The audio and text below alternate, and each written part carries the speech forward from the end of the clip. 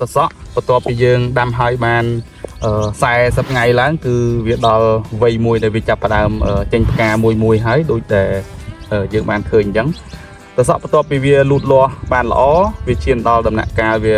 ចេញផ្កាពេលដែលវាចេញផ្កាជាពេលវេលាមួយដែលយើងត្រូវថែទាំវាដើម្បីឲ្យវាមានកម្លាំងនៅក្នុងការ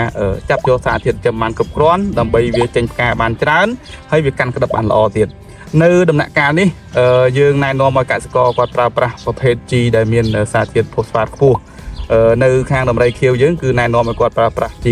ការក្តឹបល្អជាតិសកម្ម NPK គឺ13 យើងប្រើបញ្ចូលគ្នាជាមួយនឹង G មីក្រូធាតុសរីរាង្គប្រភេទ G Super VS G ពីមុខនេះគឺយើងឲ្យគាត់លាយជាមួយនឹងទឹក25លីត្រដើម្បីបាញ់នៅលើសរីរាង្គសសក់របស់គាត់ដើម្បីបង្កើនធម្មពលឲ្យសសក់នៅក្នុងការលូតលាស់កាន់តែខ្លាំងហើយថែជាមួយនឹងសរីរាង្គស្លឹកក៏ដូចជា